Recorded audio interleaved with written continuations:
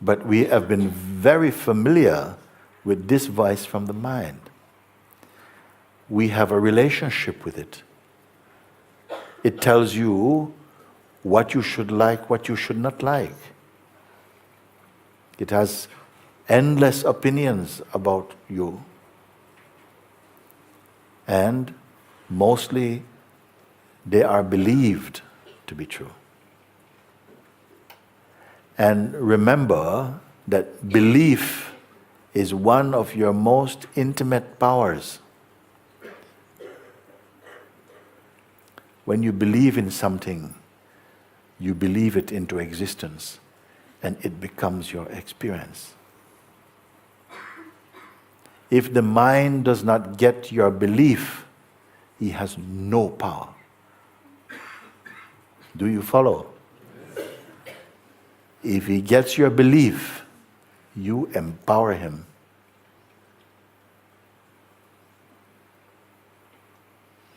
And in turn, he appears to overpower you.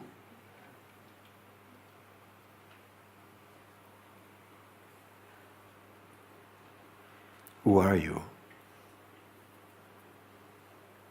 Who are you? Are you merely that which is changing? Or are you the unchanging? Or both? We have a dynamic aspect. We have a sense of life, of growth and change, of coming and going. We know this life. And yet at the same time, the life that we think we are is very visible at a deeper level to something. A pure awareness causes the perceiving of the dynamic life to happen also.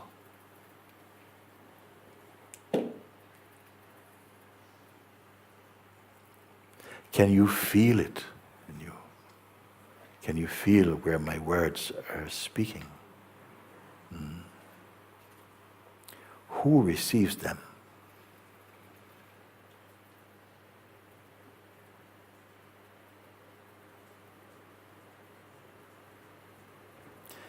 They are not asking you to change. They are pointing you to the unchanging in you.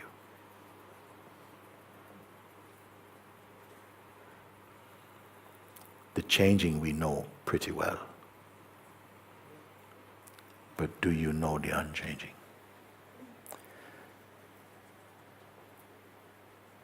Something inside us seemed to have given tremendous energy to blind you to the unchanging. Because the instant that you recognize the unchanging, you are free. When you recognize that the unchanging and yourself are one, then you may enjoy the changeful without fear. I wonder if you see this.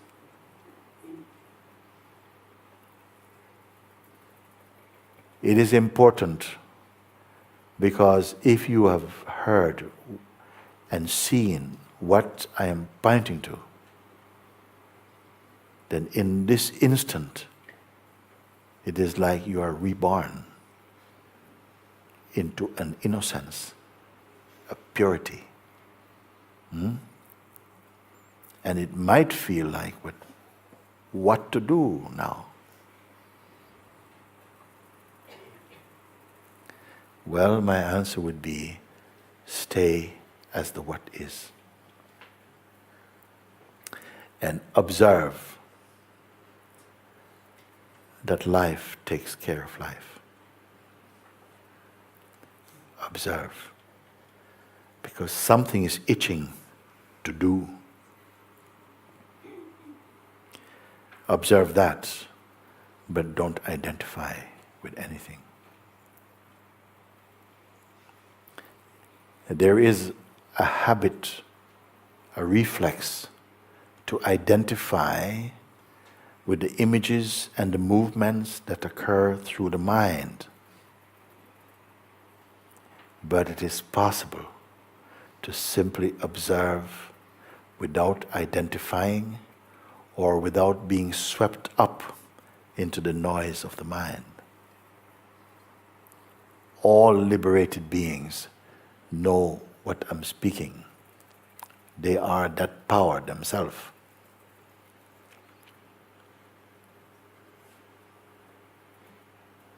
So, what to do? Well, nothing in particular. Everything in general is fine. Do what comes to you naturally, but keep your attention in the isness. And gradually you will come to a natural harmony, natural balance and synchronicity with the self. You are going to not just learn, but also unlearn. And trust it. Trust what you are experiencing. Trust that there's a power which I call grace, which is here to help you to become more established in the truth that you are.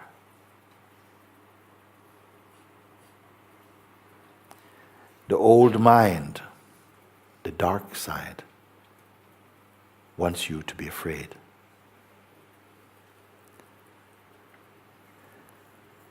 But if fear comes, remember, it is not for the what is. Do you see this? It is again for the person. It is as though the person appears out of the what is. It is the what is, but it has been severely limited because of the belief that it is merely the body, which is a time body. This is a time body. This is a mortal body. But the immortal is using it right now. He is living in here. Immortal means imperishable, deathless, unborn, uncreated. Two big words for you.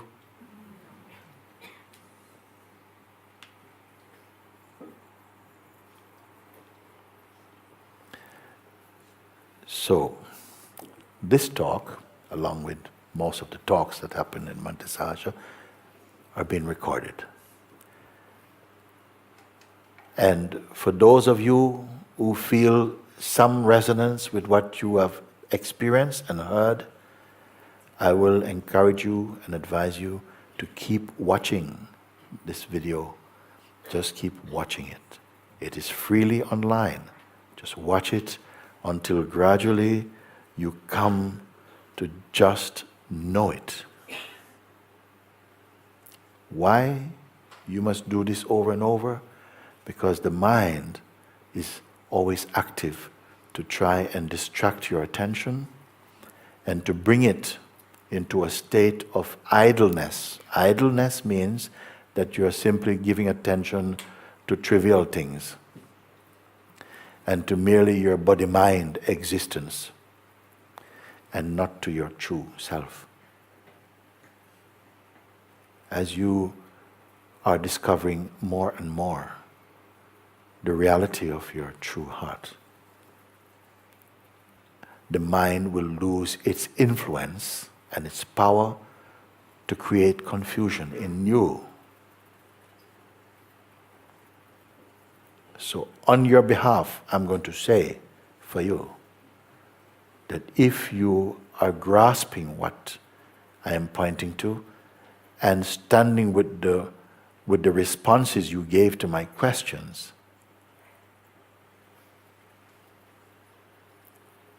you are being liberated right now.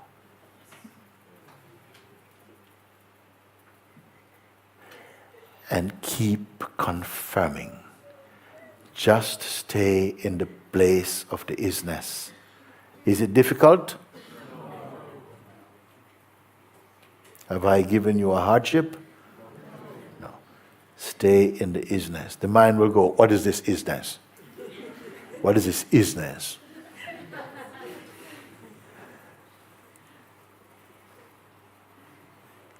What kind of business is the isness? And we are inclined to go, yeah. We who? The old self-image, the old idea we have of ourselves. We will keep on responding from there, but that will be changing. Because that's the old regime of identity. And like a reflex, your attention will keep going to the old reference place. But that old place is going to begin to smell for you.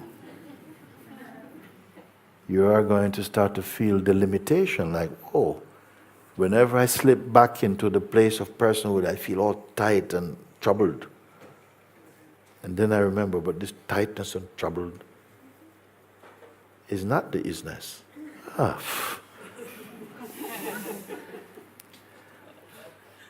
So, for a time, if you genuinely choose this,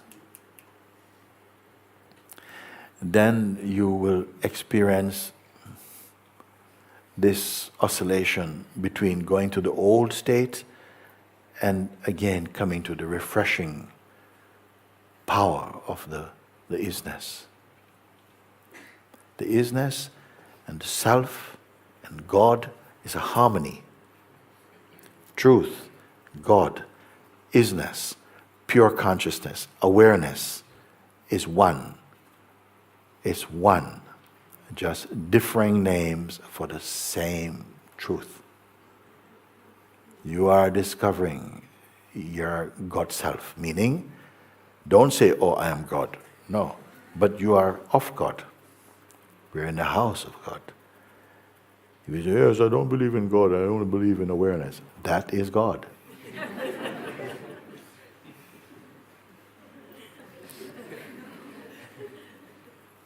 Who are you who say, I believe or I don't believe? Gone with the wind. Who are you who say that? An old mindset. Come to the isness. Let the isness be your reference point. Come to the isness. Look from the isness. You cannot look at the isness.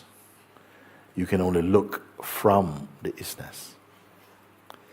Because you are that isness. Our personal identity and all of its characteristics is the old dream. It's not up to date. It's mostly past.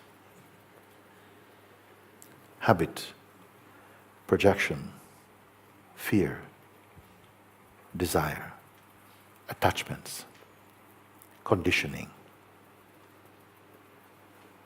None of which can apply to the isness.